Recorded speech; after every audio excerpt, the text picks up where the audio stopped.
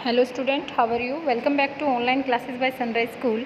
हाँ जी बेटा, आपका जो लेसन चल रहा था वो चल रहा था सल्तनत काल के बारे में। सल्तनत काल में हमने पढ़ा कि स्टार्टिंग में जो है बाहर के जो अरब से या तुर्क से आने वाले आक्रमणकारी थे, विदेशी आक्रमणकारी थे, जिन्होंने भारत पर क्या किया, आक्रमण किया।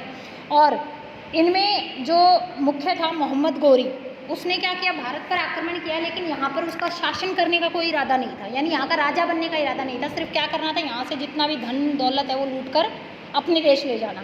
तो लूटने पाटने के बाद अपने गुलाम को यहाँ छोड़ गया, जो तुर्किश इसका गुलाम था, गवर्नर था कुतुबुद्दीन ऐबक, उसको यहाँ छोड़ के गया। उसने बड़ी अच्छे से उसके जो शासन था उसको संभाला और साम्राज्य को भी बढ़ाया, यानी जितना एरिया मोहम्मद गोरी ने जीता था उससे आगे भी एरिया को बढ़ाया और यहाँ नए साम्राज्य की नींव रखी, नए वंश की नींव रखी, जो भारत में शासन चलाने लगा, गुलाम वंश। इसको गुलाम वंश इसलिए कहा गया क्योंकि ये गोरी का क्या था, गुलाम था, यानी उसके अंडर काम करने वाला था, इसलिए गुलाम वंश में। इसके बाद शमशुद्दीन इल्तुतमिश, इसका दामाद अच्छा शासक हुआ। फिर रज़िया बेगम सुल्तान बनी, फिर नसरुद्दीन बना। नसरुद्दीन ज़्यादा अच्छा शासक नहीं बन पाया, उसको जो गियासुद्दीन बलबन था उसने मार के अपना साम्राज्य काबिज कर लिया। उसके बाद खिलजी वंश का जो शासक था, खिलजी वंश की स्थापना हुई। खिलजी वंश में जलालुद्दीन खिलजी ने इसकी नींव रखी, जो अच्छा शासक था, लेकिन बूढ़ा था तो जल्दी इसकी मृत्यु हो गई। इसकी मृत्यु के बाद जो अलाउद्दीन खिलजी है वो राजा बना। उसके बाद अलाउद्दीन खिलजी के बाद जो शासक थे वो कमज़ोर थे और इस चीज़ का फ़ायदा उठा करके इनके ही अंडर में सेना में एक काम करता था जिसका नाम था मोहम्मद बिन तुगलक। तो तुगलक ने उसको मार करके, खिलजी वंश के आखिरी राजा को मार करके क्या कर लिया, अपना तुगलक वंश की नींव रख दी। तो तुगलक वंश में हमने मोहम्मद बिन तुगलक के बारे में पढ़ा कि मोहम्मद बिन तुगलक जो बहुत अच्छा राजा था, लेकिन कुछ एक फैसले इसने गलत भी लिए जिनके लिए वो इतिहास में जाना जाता है। तो पहला फैसला तो इसने यही लिया था कि दिल्ली जो राजधानी थी उसको शिफ्ट करके कहाँ ले गया, दौलताबाद। और 2 साल बाद कहता है कि नहीं, फिर वापस दिल्ली चलो। और राजधानी शिफ्ट की ना, तो साथ में ये बोला मेरे साथ साथ पूरी प्रजा भी वहीं जाएगी, यानी पूरी जब जनता एक जगह से दूसरी जगह जाएगी तो सोचो कितनी अफरा तफरी मचती है। तो उसमें बहुत सारे लोग मारे गए, रास्ता ज़्यादा कठिन था भाई, पहले पैदल ही चलना पड़ता था, बहुत से लोग मारे गए, बहुत ज़्यादा जैसे रास्ते में लूटपाट हो गई, तो लोगों को बड़ी तंगी हुई थी इस चीज़ में। और 2 साल बाद बोलता है कि वापस दिल्ली चलो, अब दौलताबाद राजधानी नहीं रखनी। तो इस फैसले के लिए, ये गलत जो फैसला था इसका, इसके लिए इतिहास में जाना जाता है। यहाँ तक हमारा हो गया था, अब आगे पढ़ते हैं हम इसको। Another experiment that the sultan introduced was that A token currency. दूसरा जो इसने प्रयोग किया था टोकन करेंसी का, यानी पैसे टोकन चला दिए थे। और ये जो सिक्के थे ना, ये इसने जैसे पहले सोने के या चांदी के सिक्के होते थे, उसकी जगह इसने किसके चला दिए, कॉपर के सिक्के चला दिए, तांबे के सिक्के चला दिए। अब तांबा तो नॉर्मल धातु है, कहीं भी मिल जाती है ना, तो इसके देखो क्या प्रभाव पड़े। Token coins were made of coppers. अब जो ये टोकन के सिक्के इसने चलाए वो किसके बने हुए होते थे, कॉपर के, तांबे के। And could exchange with gold and silver coins, और इनको बदल दिया गया सोने और चांदी के सिक्कों के साथ। अब सोना और चांदी धातु होती है महंगी, उसको तो कोई नहीं खरीद सकता जल्दी से, लेकिन तांबा तो नॉर्मली सब खरीद सकते हैं। तो अब इससे क्या हुआ कि इससे जो है जो सिक्के बदले गए थे, सोने चांदी के इकट्ठे करके तांबे के जो दिए गए थे ना, उसमें लोगों ने जैसे आजकल नकली नोट चलते हैं ना, ऐसे नकली सिक्के चला दिए बहुत सारे। तांबा धातु सस्ती होती है, ला करके उसकी नकल करके वैसे ही बहुत सारे सिक्के बना लिए लोगों ने। तो इससे क्या हुआ, ज़्यादा मात्रा में सिक्के फैलने से अर्थव्यवस्था चरमरा गई। अब जैसे मान लो भाई, असली नोटों को गबन करके और नकली नोट हमारे देश में चलने लग जाएं तो आगे चलकर वो काम ही नहीं आएंगे, बंद हो जाएंगे और देश की स्थिति खराब हो जाएगी। तो ऐसे ही इसने जो सिक्के चलाए वो किसके चला दिए, तांबे के। और ये चलाने के बाद बदले में सोने और चांदी के सिक्के रख लिए और अपने खजाने में रख करके वो तांबे के सिक्के इसने चालू कर दिए। However people began forging the copper coins in large number for exchange. इसलिए जो लोग थे ना, समझदार हो गए, नकली तांबे के सिक्के बना बना के बदले में सोने के चांदी के सिक्के एक्सचेंज करने लगे आपस में। The token currency system was abundant. और इस तरह से जो ये टोकन करेंसी इसने चलाई थी पूरी तरह से विफल हो गई, क्योंकि बाजार में इतने ज़्यादा नकली सिक्के आ गए कि पता ही नहीं चला असली कौन सा है और नकली कौन सा है। तो ये 2 फैसले जो थे ना इसके, ये बड़े ही गलत थे। वैसे ये अच्छा राजा था, लेकिन ये 2 जो फैसले इसने लिए ये इसके गलत फैसले थे जो इतिहास में जाने जाते हैं। When Mohammad bin Tughlaq died in 1351, जब 1351 में मोहम्मद बिन तुगलक की मृत्यु हो गई। The empire was on the a to cross. तो जो साम्राज्य है वो क्रॉस होता है कि विनाश की कगार पर था, यानी खत्म होने की कगार पर था। ड्यूरिंग हिज रीजन, इसके क्षेत्र में many revolts had taken place in different area. जब ये मर गया तो इसके बाद जैसे बहुत सारा एरिया था इसके अंडर में, कहीं कोई राजा विद्रोह कर रहा है, कहीं कोई सेनापति विद्रोह कर रहा है कि मैं अब इस अंडर में नहीं रहूँगा, अपना अलग देश बनाऊंगा, स्वतंत्र देश बनाऊंगा। इस तरह से बहुत सारी क्रांति होने लगी इसके साम्राज्य में। The size of the empire was so big, इसके साम्राज्य का साइज जो है बहुत बड़ा था। And that he was unable to control it, communication was also poor. और ये इसको कंट्रोल करना यानी नियंत्रण में रखना बड़ा मुश्किल हो गया, क्योंकि उस समय में कम्युनिकेशन का मतलब है संचार के साधन। अब तो मोबाइल फ़ोन है, तुरंत घुमा देते हैं, हाँ जी यहाँ स्थिति बिगड़ रही है, तुरंत आ जाओ, पहुँच जाते हैं। पहले क्या होता था, या तो पैदल जाओ या कोई घोड़े पे जाएगा, जब जाके संदेश पहुँचेगा फिर वो सेना आएगी। तो ये जो बड़ा साम्राज्य था इसको संभालने में बड़ी दिक्कत हो रही थी। Though the sultan had a visionary outlook, he fail to ensure proper execution of his idea. इसलिए जो सुल्तान बन रहा था वो अपने विचार जनता तक ठीक ढंग से पहुंचा ही नहीं पा रहा था कि वो क्या करना चाहता है, क्या करता है, कुछ जनता को नहीं पता चलता था। He was succeed by his cousin Firoz Shah Tughlaq. और इसके बाद उसी का जो कज़न था यानी जो चचेरा भाई था फिरोज शाह तुगलक, उसने बागडोर अपने हाथ में संभाली। यानी जो मोहम्मद बिन तुगलक का बेटा था उसको हटा करके खुद वो राजा बना। अब फिरोज शाह तुगलक जब राजा बना तो देखो इसने क्या क्या काम किया। फिरोज शाह तुगलक की हेडिंग आ गई है, फिरोज शाह तुगलक सक्सीड मोहम्मद बिन तुगलक। फिरोज शाह तुगलक ने मोहम्मद बिन तुगलक को हटाने के बाद, मतलब उसके हटने के बाद, he was a very soft ruler. Firoz Shah Tughlaq बहुत ही नरम स्वभाव का शासक था, यानी ज़्यादा ऐसा नहीं था कि किसी को ज़्यादा टाइट पनिशमेंट दे, जनता के प्रति सख्त हो, ऐसा नहीं था, बड़ा ही नरम दिल वाला था वो। हिज पॉलिसी वर मॉडरेट, उसकी जो नीतियाँ बनती थी ना वो समय के अनुसार बदल देता था। जैसे उसने कोई नीति बनाई और उसे लगा कि जनता इससे परेशान हो रही है तो उसमें परिवर्तन कर देता था, यानी चेंज करता था उसमें।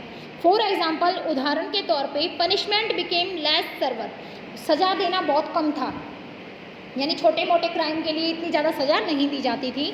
All lawn granted by the earlier ruler were return of, जितने भी ग्रांट, जैसे मान लो किसी ने उधारा लिया था वो उधारा इस राजा ने माफ़ कर दिया, जो नहीं दे सकता था बोला चलो छोड़ो कोई बात नहीं। इसके बाद ही introduce the jizya, a tax on non Muslim for giving them state protection. इसके बाद इसने जो जजिया है वो टैक्स लगाया। जजिया एक कर होता था, जो मुसलमान नहीं होते थे ना, जैसे हम हिंदू हैं या कोई सिख है या ईसाई है, जैसे हम हरिद्वार घूमने जा रहे हैं तो हमें टैक्स देना पड़ता था, कुछ पैसे देने पड़ते थे टैक्स के रूप में। तो इसने जजिया जो कर लगाया राज्य की सुरक्षा के लिए। Firoz Shah Tughlaq did not strength the army, Firoz Shah Tughlaq ने ज़्यादा जो सेना है उसमें ज़्यादा संख्या नहीं बढ़ाई अपनी सेना की। However he did a lot of welfare activity for his people, तो उसने मतलब सेना पर ज़्यादा खर्च नहीं किया।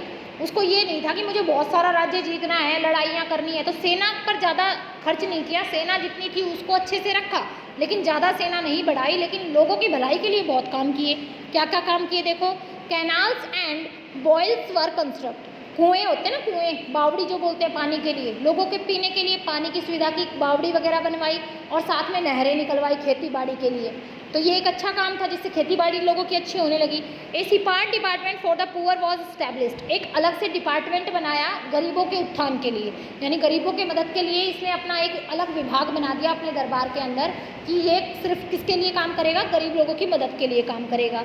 Various sarais and madrasa were built, बहुत सारे जो मदरसा हैं या जो शिक्षा के लिए स्थान होते हैं ना उनकी इसने क्या की, स्थापना की ताकि लोग शिक्षित हों। Workshop for handicraft was setup, इसने बहुत से ऐसे कारीगर बिनाकरों के लिए ऐसा मतलब वर्कशॉप बनाया जिसमें रह कर के लोग जो हैं अपने हाथ से जिसको जो काम आता है वो कर सकें और वो अपना काम धंधा चला सकें। The reign of Firoz Shah Tughlaq was a period of peace and prosperity, अब जो फिरोज शाह तुगलक के अंडर में जितना भी राज्य आता था सारे बड़े ही शांति से रहते थे, और प्रॉस्पेरिटी होता है संपन्नता, संपन्नता मतलब सब अच्छे से रह रहे थे, सबके पास अच्छे पैसे थे, खाने पीने का बढ़िया बंदोबस्त था, आर्थिक स्थिति मतलब सब लोगों की कैसी थी, अच्छी थी। He established many town such as, इसने बहुत से शहरों का निर्माण किया जैसे कि हिसार, हिसार हमारे हरियाणा में पड़ता है। हिसार का जो हमारा क्षेत्र है ना, हिसार शहर किसने बसाया था, फिरोज शाह तुगलक ने। इसमें गुजरी महल भी बनवाया है और भी फिरोज शाह का किला भी बनवाया है। हिसार में हैं ये चीज़ें जो फिरोज शाह तुगलक ने ही बनवाई थी। इसके अलावा फिरोज़ाबाद सुना होगा ना, फिरोज़ाबाद चूड़ियों का जो काम है वहीं का प्रसिद्ध होता है। चूड़ी वगैरह की जो डब्बियाँ होती है उस पर लिखा आता है फिरोज़ाबाद। तो फिरोज़ाबाद शहर भी इसी ने बसाया था, फिरोज़पुर भी इसी ने बसाया था। फिरोज शाह तुगलक डाइड इन 1388, 1388 में इसकी मृत्यु हो गई। आफ्टर हिज डेथ, इसकी मृत्यु के पश्चात the Tughlaq dynasty could not survive for long. इसके बाद कोई भी ऐसा बड़ा अच्छा शासक नहीं हुआ तुगलक वंश का जो तुगलक वंश को आगे ले जा सके, यानी सारे राजा निकम्मे से हो गए। अब मतलब किसी के पास इतनी पावर नहीं थी कि शासन को अच्छे से संभाल सके तुगलक के बाद। It was during the reign of Nasiruddin Mohammad Tughlaq. अब जो काम क्षेत्र था किसके अंडर में था? नसरुद्दीन मोहम्मद तुगलक के अंडर में चला गया। The last ruler of Tughlaq dynasty, ये आखिरी शासक था तुगलक वंश का। That Taimur the Turk ruler Samarkand invent India in 1398। Taimur जो शासक था, तैमूर उसने आक्रमण किया जो तुर्क का था। तैमूर नाम सुना है ना, आक्रमणकारी था। इसने आक्रमण किया, तुर्क का था ये, समरकंद से ये भारत आया था आक्रमण करने के लिए 1398 में। इसने इस पर आक्रमण कर दिया नसरुद्दीन तुगलक पर। In 1399 a final blow was given to the Tughlaq empire. और 1399 में जो है आखिरी तुगलक मतलब वंश यहाँ से क्या हो गया, बिल्कुल समाप्त हो गया। अब सैयद वंश आ गया। सैयद वंश यानी अब दूसरे वंश की शुरुआत हो गई। अब राजगद्दी पर और दूसरे राजा बैठ गए, तुगलक वंश समाप्त हो चुका है। बिफोर तैमूर लेफ्ट दिल्ली, तैमूर ने दिल्ली छोड़ने से पहले ही अपॉइंट खिरजिर खां है as his viceroy who went on to establish the Sayyid dynasty after defeating the Tughlaqs. अब तैमूर ने कब्जा कर लिया दिल्ली की गद्दी पर। अब तैमूर ने सोचा बस अब मैं यहाँ दिल्ली नहीं रहूँगा, मैं दिल्ली से जा रहा हूँ अपने समरकंद जा रहा हूँ अपने साम्राज्य में। तो उसने अपना जो उसके नीचे काम करने वाला गवर्नर था जिसका नाम खिरगिज खां था, उसको क्या बना दिया, यहाँ का वाइसराय बना दिया। यानी उसको सौंप दिया यहाँ दिल्ली की सल्तनत कि अब तुझे संभालना है यहाँ का कामकाज।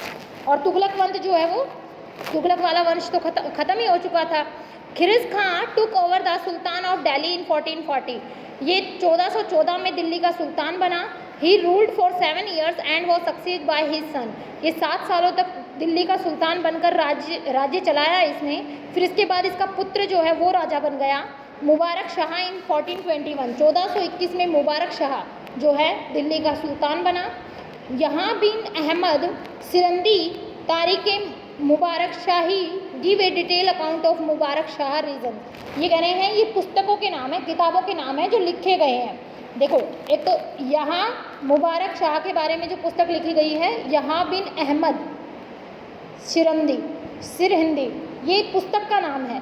और इसके बाद तारीख मुबारक ये भी किताब का नाम है जो लिखी गई है, जिससे हमें जानकारी मिलती है मुबारक शाह के क्षेत्र के बारे में। Mubarak Shah was succeed by his nephew. Mubarak Shah को उसके भतीजे ने शासन से हटाकर खुद राजा बन गया वो। Muhammad Khan who ruled as sultan Muhammad Shah. Muhammad Khan इसका नाम था, लेकिन जब ये दिल्ली का सुल्तान बना तो इसको किस नाम से जाना जाने लगा? मोहम्मद शाह के नाम से। आफ्टर हिज डेथ, इसकी मृत्यु के पश्चात, ही वॉज सक्सीड बाय हिज सन। जब इसकी मृत्यु हो गई मोहम्मद शाह की तो इसका बेटा राजा बना। और his son and the last ruler of the dynasty Alauddin Alam Shah. और इसका बेटा कह लो चाहे आखिरी शासक कह लो सैयद वंश का। आखिरी शासक कौन सा सैयद वंश का? अलाउद्दीन आलम शाह, जो किसका बेटा था? मुबारक शाह का बेटा था। तो इस तरह से जो सैयद वंश है उसकी भी कहानी ख़त्म हो गई। अब लोधी वंश था जो लास्ट शासक था। लोधी है ना, लोधी वंश के शासक अब दिल्ली पर राज करेंगे। लोधी वंश के बाद लोधी वंश को हराएगा बाबर। फिर जो मुग़ल साम्राज्य है उसकी नींव रखी जाएगी। ठीक है, तो अब कल हम पढ़ेंगे लोधी वंश के बारे में। तो आज का आपका काम यही है, इसको रीड करना है और फर्स्ट लेसन टेस्ट के लिए अच्छे से तैयार करना है मंडे के लिए। ये आपका आज का काम है। Thank you.